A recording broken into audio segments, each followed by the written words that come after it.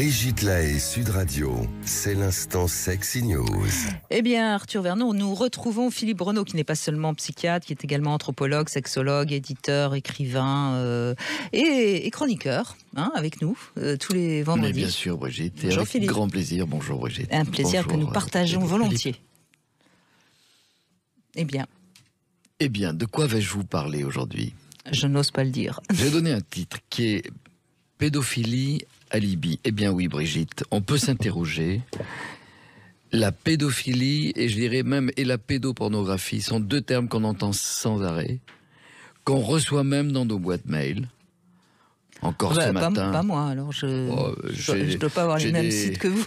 J'ai des rappels d'un magistrat, d'une enquête accusant énormément de personnes, peut-être tout simplement parce qu'on est allé une fois ou deux sur tel site, et même pas. Effectivement, il y a la pédophilie. On va le voir, est quelque chose qui émeut énormément, et c'est certainement pour ça que c'est utilisé. Et deuxièmement, elle fait extrêmement peur, puisque c'est l'argument que prennent des escrocs pour soutirer de l'argent à des gens qui ont peur d'être fautifs, parce qu'ils ont dû regarder, même pas de la pédopornographie, parce qu'ils ont dû regarder un film porno. On peut s'interroger, est-ce que la pédophilie, notamment, n'est pas en train de devenir un alibi pour la bienséance, la morale, même la politique, avec des arguments. Le principal argument aujourd'hui, c'est la protection de l'enfance. Toujours, bien sûr. La protection de l'enfance, c'est un politique qui en parle très récemment. Vous allez voir à propos de quoi vous l'imaginez. La protection de l'enfance est devenue un cache-sexe pour les intérêts politiques de l'extrême droite. Depuis 2 mois, au musée de Trocadéro, Fuck Abstraction, œuvre de l'artiste suisse Myriam Khan, au palais de Tokyo, a été l'objet d'une violente polémique. C'est-à-dire qu'elle est à la fois objet de polémique, pas du tout chez les visiteurs. Aucune plainte n'a été portée par les visiteurs. Ce sont toujours des réseaux, notamment, ce sont des plaintes de personnes qui n'ont même pas vu l'œuvre. Portée aussi par un parti politique et des associations de protection de l'enfance. L'accusation, toujours la même, on va y revenir, l'apologie de la pédopornographie. Ça vous rappelle quelque chose, puisqu'on en parle souvent, même dans les milieux politiques. L'œuvre Fuck Abstraction montre un être fragile, et j'insiste sur les termes, un être fragile et menotté, en train de faire une fellation contrainte à un homme assez imposant, œuvre inspirée de l'agression russe en Ukraine pour dénoncer les agressions sexuelles. L'attaque première vient des réseaux sociaux. On sait combien ils sont aujourd'hui la courroie de transmission de toutes sortes de mouvements idéologiques, confessionnels, conspirationnistes, et puis d'associations qui portent l'affaire devant les tribunaux et qui sont, alors l'une d'entre elles là, qui a attaqué, il y a 4 associations, s'appelle Juristes pour l'enfance. C'est complètement légitime. Et je comprends bien que l'idée est légitime. Empêchons la pédophilie, mais on est tous d'accord et on y revient dans un instant. En définitive, le tribunal administratif de Paris a ordonné le maintien de l'œuvre au palais de Tokyo, estimant, ce sont ces termes, que l'œuvre ne saurait être comprise en dehors de son contexte, et du travail de l'artiste Myriam Khan, qui vise à dénoncer les horreurs de la guerre, ainsi que cela est rappelé dans le document de présentation de l'événement qui est distribué au public qui voit l'œuvre. Oui, j'avais entendu parler de cette histoire, oui. Le tribunal précise également que le palais de Tokyo a mis en place tout un dispositif de présentation. Il y a même des instructeurs, des personnes qui sont là de façon pédagogique pour expliquer en quoi une œuvre d'art est une expression et même qui peut même avoir un décalage, on peut être touché, ému. Enfin, avec une carte placée près de l'œuvre et qui dit tout simplement: cette dernière, l'œuvre, traite de la façon dont la sexualité est utilisée comme arme de guerre et fait référence aux exactions commises dans la ville de Butcha en Ukraine lors de l'invasion russe. Enfin, le tribunal argue que depuis le début de l'exposition, aucune plainte ou signalement de la part des visiteurs. Alors, il y a une interprétation, et c'est ce que l'on va voir dans énormément de choses. Je ne les citerai pas toutes, mais par exemple, on va dénoncer telle personne ou tel acte pour pédophilie. Immédiatement, tout le monde est ému. c'est peut-être l'un des plus grands arguments. Peu importe. Et aujourd'hui, dans l'émotion, dans l'immédiateté, effectivement, on réagit. Donc en faisant une fellation à un adulte, on assure, première interprétation, qu'il s'agit d'un enfant. Quand on regarde dans le détail, ce n'est pas un enfant. C'est un adulte complètement amaigri. Oui, c'est une miniature d'adulte parce que c'est un tableau et donc il y a l'artiste.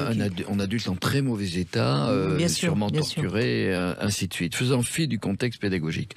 Conséquence, devant le maintien de l'œuvre par le tribunal de Paris, le dimanche dernier, le 7 mai, l'œuvre a été aspergée de peinture par un homme de 81 ans, ancien de l'OAS, ex-élu politique donc du parti en cause, qui risque aujourd'hui 7 ans de prison. Ok. Cette action s'inscrit, moi je vois plus largement, dans ce contexte de l'utilisation de l'argument pédophile, parce que c'est très mobilisateur d'émotions, pour discriminer des artistes, des penseurs, des philosophes, des mouvements politiques, dans une sorte de complot. Et ça rappelle ce qui se passe aux États-Unis, les QAnon, vous savez très bien, qui diffusent de fausses publications sur le trafic d'enfants, complot, mais enfin c'est même tellement inimaginable aux gens qui ont un peu de sens critique, des complots qui s'emparent immédiatement les réseaux sociaux, notamment l'idée que le président Donald Trump mène une guerre secrète de lutte contre une secte libérale mondiale composée de pédophiles sataniques. Mais je suis allé dans les tableaux psychiatriques, j'ai été moi-même étonné, parce que l'abus sexuel ritualisé satanique existe depuis près de 20 ans, un peu plus de 20 ans, dans des tableaux décrits. C'est tout simplement un abus sexuel commis dans un cadre rituel d'inspiration satanique ou luciférienne sur des personnes fragiles, souvent des enfants. On recense plusieurs milliers de cas, pour la plupart non prouvés. C'est-à-dire qu'il y a des dénonciations permanentes de ce complot criminel. Explication, plusieurs explications ont été proposées. Il y a eu l'histoire de sectes qui droguent d'ailleurs une part des personnes pour amener de faux souvenirs. Il y a des familles qui sont détruites. J'en ai suivi une terrible quand les parents se voient accusés d'inceste par une fille. Bon, après c'est parole contre parole, mais ils sont stupéfaits. Après son passage à l'étranger, dans une secte et sous drogue. Et depuis, effectivement, grande déstabilisation. Alors, l'emballement autour de ces accusations, pour terminer, est assimilable à une sorte de théorie du complot qui produit une sorte de panique morale, parce qu'il y a une panique même généralisée. On parle de... Tout le monde se dit qu'est-ce que c'est que la pédophilie, mais on en parle de temps en temps ici. Mais qui sait vraiment ce qu'est la pédophilie ? Moi, j'ai suivi beaucoup de pédophiles en injonction de soins, de victimes, bien sûr, de pédophilie. C'est très compliqué d'avoir une représentation de ce que c'est, mais tout de suite, c'est quelque chose qui va mobiliser de l'émotion. Et alors, le dernier terme, c'est qu'il y a une sorte de néologisme qui vient d'être inventé par les associations qui combattent cela. Ça s'appelle l'arlibli. C'est un jeu de mots entre alibi et arlibi. L'arlibi, les associations de protection de l'enfance parlent aujourd'hui d'arlibi, une société qui laisse certains artistes faire l'apologie de la pédophilie en la déguisant sous l'alibi de l'art est une société qui va mal. Alors je crois qu'il faut préciser, simplement pour terminer, que il n'y a aucun doute, ce sont des notions, la pédophilie est une notion très claire et consensuelle, aucun doute quant à sa condamnation ferme, totale, universelle de nous tous. Nous sommes en France dans une société moralement libre, permettant toute intimité entre deux adultes consentants, avec un seul interdit, qui est l'intrusion de la sexualité dans la sexualité des enfants. Dans le même temps, il est fondamental de préserver la grande valeur de liberté que constitue la liberté d'expression et surtout la création artistique qui doit relever d'une réflexion et non de réactions émotionnelles qui sont souvent téléguidées, mais par une idéologie qui va jouer de l'émotion, d'abord pour augmenter une sorte j'allais dire de lectorat, enfin d'adhésion. Bien sûr, tout mouvement se réclamant du combat contre la pédophilie et de la protection de l'enfance a une grande sympathie, mais attention à ce dont on parle. Oui, bah c'est toujours le problème de la dérive a priori une association qui... mais c'est toujours la même histoire. On sait très bien que beaucoup d'associations qui sont au départ avec des objectifs tout à fait valables et bons, bah dans ces associations, il y a des gens qui ont des souffrances qui ne sont pas réglées et qui dérivent jusqu'à vouloir... tout interdire. Moi, je pense par exemple, pour faire vraiment parler d'autre chose que de la pédophilie, qui est un sujet particulièrement délicat, on voit dans les associations contre les chauffards, par exemple, il y a souvent des gens qui ont perdu un être cher dans un accident, etc., et qui par cette association peuvent faire passer leur colère qui sinon se retournerait contre eux-mêmes. Donc je crois que c'est toujours intéressant c'est ce que j'ai envie de dire. C'est bien sûr que, enfin, et puis moi j'évoque suffisamment les abus sexuels sur enfants pour ne pas être critiquable. Mais je crois que c'est vraiment important de toujours bien se dire que derrière ce fanatisme-là se cachent des souffrances qui n'ont pas pu être élaborées, et c'est le problème de la société aujourd'hui, c'est que on laisse trop la parole à beaucoup de gens qui finalement souffrent, quoi. Oui, alors c'est très vrai qu'il y a beaucoup de personnes en souffrance qui vont répercuter, qui vont s'engager comme ça dans une lutte de cet ordre-là. Mais il y a, je pense, un déficit de pédagogie. Bien sûr. Pour faire comprendre. Alors l'inceste, on a un peu plus parlé récemment. Et alors les gens semblent l'identifier parce que c'est un proche. Mais la pédophilie, c'est pas si différent. Parce que la majorité des pédophiles sont connus de l'enfant, donc c'est dans un cercle très proche. Mais il faudrait encore essayer de comprendre que ça se fait... Enfin, il n'y a pas des conditions non plus, mais beaucoup d'informations pour qu'il n'y ait pas l'espèce de fantasme d'une sorte d'épidémie. Parce que là, on est en train d'utiliser... la crainte d'une sorte de pandémie c'est à peu près ça, de pédophilie, pour des raisons idéologiques qui vont ramener, je veux dire, qui amènent surtout de l'angoisse à la plupart des gens.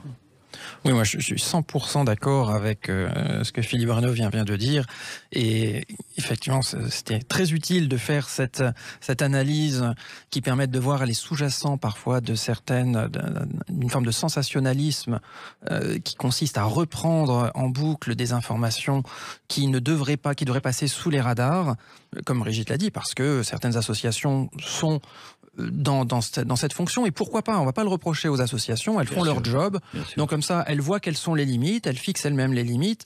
Là où on a une difficulté, c'est quand il y a une médiatisation à outrance de ce type de sujet qui va ainsi alimenter cette théorie développée des États-Unis de Canon, effectivement qu'il y a des pédophiles à peu près partout dans toutes les strates du pouvoir, et alimenter une forme de complotisme.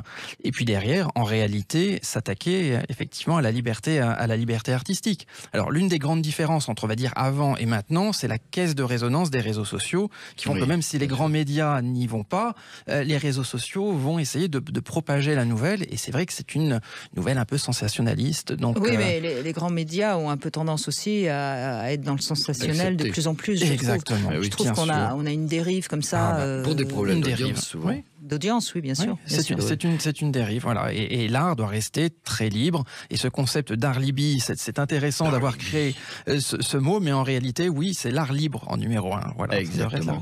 Parce qu'il faut garder cette création qui est quelque chose d'extraordinaire, mais il faut du recul pour pouvoir accepter la création artistique. Oui, mais ça...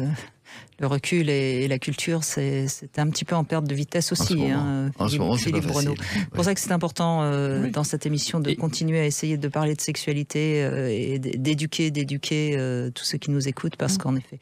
Et je rappelle que certaines personnes qui réagissent parfois dans cette émission sur ce sujet-là, justement, préfèrent utiliser le mot de pédocriminalité, et je suis assez d'accord, parce qu'au moins, il n'y a pas d'ambiguïté.